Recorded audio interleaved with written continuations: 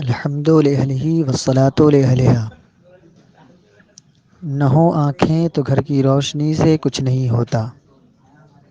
دوستوں، آپ نے دیکھا کہ ابو ارقم رضوی صاحب کس مکاری و عیاری کا مظاہرہ فرما رہے ہیں کہ بار بار مجھ سے کہہ رہے ہیں کہ علم غیب کی تعریف آپ کریں، آپ کو تعریف کرنا پڑے گا، آپ اس سے چھٹکارا نہیں پا سکتے ہیں۔ تیسری بات، انہوں نے یعنی ابو ارقم صاحب نے پھر وہی میرا جملہ استعمال کیا کہ علم غیب پر اکٹھی بات کرنے کو ثابت نہیں کیا، علم غیب پر اکٹھی بات کرنے کو ثابت نہیں کیا۔ تو پھر میں پوچھتا ہوں ابو ارقم صاحب سے کہ میں نے اس کو غلط کب کہا تھا کہ میں اس کو صحیح ثابت کرتا؟ حالانکہ میں تو آپ سے رضامندی، عدم رضامندی کا خواہش تھا اس پر، اور اس کی دلیل یہ ہے کہ جب آپ نے مجبور ہو کر، میرے مجبور کیے جانے پر جب عدم رضامندی ظاہر کی، تو پھر میں نے بات آگے شروع کر دی، جس سے یہ بات صاف واضح ہو جا رہی ہے کہ علم غیب پر میرا اکٹھی بات کرنے کو کہنا آپ کی رضامندی یا عدم رضامندی ہی طلب کرنا تھا، نہ کہ اس کو غلط ثابت کرنا۔ لہٰذا آپ سمجھ گئے ہوں گے کہ کس طرح سے دوستوں کے کس طرح سے ابو ارقم صاحب جو ہیلے بہانے کر کے یہاں سے فرار ہونا چاہتے ہیں۔ اور یہ چوتھی بات،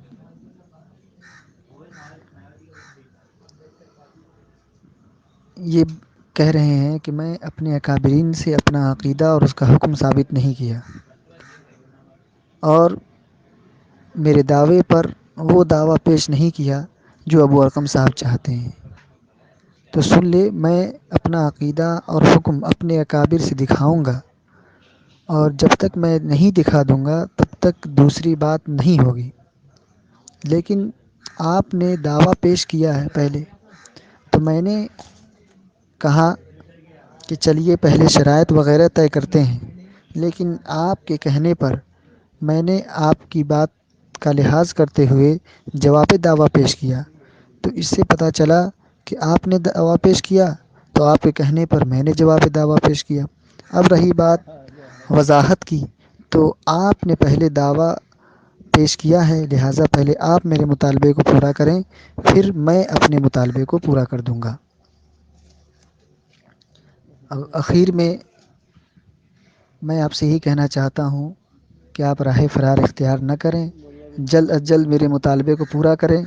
اس طرح بسم اللہ الرحمن الرحیم، صلی اللہ علی محمد صلی اللہ علیہ وسلم۔ کسی نے کہا ہے کہ یہ تیلی کے بیلوں سے کچھ کم نہیں ہے، چلے عمر بھر اب جہاں تھے وہیں ہے۔ مولوی صاحب نے اپنے جواب میں کہا کہ ابو ارقم صاحب کس مکاری و عیاری کا مظاہرہ کر رہے ہیں، بار بار مجھ سے کہہ رہے ہیں کہ علم غیب کی تعریف کرے، تو مجھے یہ سمجھ نہیں آ رہا ہے کہ ان کی عقل پہ ماتم کروں کہ ان کے مکاری پر۔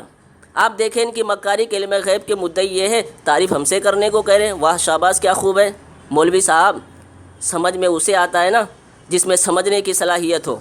میں مولوی صاحب کی اس بات پر کہنا چاہتا ہوں کہ آپ وہ اصول بتائیں کہ مدعی ہی علم غیب کی تعریف پیش کرے گا۔ دوسری بات مولوی صاحب، کیا آپ نے بغیر علم غیب کی تعریف جانے ہی کہہ دیا کہ علم غیب کا عقیدہ رکھنے والا شخص کافر ہے؟ اگر آپ نے جاننے کے بعد کہا ہے تو علم غیب کی تعریف بتائیں۔ شاید آپ کو معلوم ہوگا کہ علم غیب کا مطلب آپ کے ہی جماعت کے مولوی نے اپنی کتاب کے اندر لکھا ہے، اور جو آپ یہ مجھے کہہ رہے ہیں نا کہ مکاری و عیاری سے کام لے رہا ہوں، یہ بالکل جھوٹ ہے۔ میں بھی کہہ سکتا ہوں آپ جھوٹے مکار ہو، ثابت کر سکتا ہوں۔ اگر آپ کو خواہش ہے اس پر بات کرنا ہے تو کہیں، پھر میں آپ کو جھوٹا ثابت کرتا ہوں۔ اصل میں ان چیزوں کا میں ذکر اس لیے نہیں کر رہا ہوں تاکہ بات جو ہے اصل مدعے پر ہو، جس کے لیے ہم یہاں گفتگو کر رہے ہیں، لوگ سن رہے ہیں، تو اس کے لیے میں ان چیزوں کا ذکر نہیں کرتا ہوں اور چاہتا ہوں کہ مدعے پر بات ہو۔ دوسری بات، مولوی صاحب نے اپنی پسندیدہ زبان کا استعمال کرتے ہوئے کہا میں نے خیانت سے کام لیا۔ میں فی الوقت اس پر یہ عرض کرنا چاہتا ہوں کہ بس آپ اتنا بتا دیں کہ آپ کا اپنا کہنا ہے کہ نہیں میں سب سے بڑا عالم مانتا ہوں، آپ کا اپنا کہنا ہے کہ نہیں کہ سب سے بڑا عالم مانتا ہوں، آپ اتنا بتا دیں، پھر میں آپ کو بتاتا ہوں۔ الحمد للہ والصلاۃ علیہ۔ ابو ارقم رضوی صاحب، پھر آپ یہاں بھی وقت کا ضیاع چاہتے ہیں۔ جس طرح سے آپ نے علم غیب پر اکٹھی بات کرنے کو لے کر کے تمام گروپ کے ممبران کا اور میرا بھی قیمتی وقت ضائع کیا تھا، اور آخر میں عدم رضامندی ظاہر کی تھی۔ اگر وہی عدم رضامندی پہلے ظاہر فرما دیتے تھے، شاید تمام گروپ کے ممبران کا اور میرا قیمتی وقت ضائع نہ ہوتا۔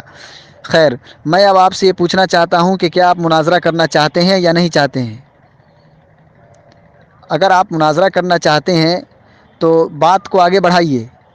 آپ بات آگے بڑھا ہی نہیں رہے ہیں، اور بار بار میں آپ سے مجھ سے جو ہے آپ مطالبے پورا کرنے کے خواہش مند ہیں، بار بار مجھ سے مطالبہ پورا کرنے کو کہہ رہے ہیں، تو میں آپ سے یہ کہنا چاہتا ہوں کہ مدعی آپ ہیں، پہلے آپ اپنے مطالبہ کو پورا کیجئے، پھر میں اپنے مطالبے کو پورا کروں گا، ٹھیک ہے نا؟ اگر آپ مناظرہ کرنا چاہتے ہیں تو جلد سے جلد اپنے مطالبے کو پورا کیجئے، اور اس طرح سے آپ وائس ڈالیں پھر میں وائس ڈالوں، تو اس طرح وائس کا کھیل مت کھیلیے، ٹھیک ہے نا؟ اور گروپ کے تمام ممبران کا وقت ضائع نہ کیجیے۔ اگر واقعی آپ مناظرہ کرنا چاہتے ہیں تو جلد سے جلد، آپ مدعی ہیں، پہلے آپ اپنے مطالبے کو پورا کیجیے، پھر میں اپنے مطالبے کو پورا کر دیتا ہوں۔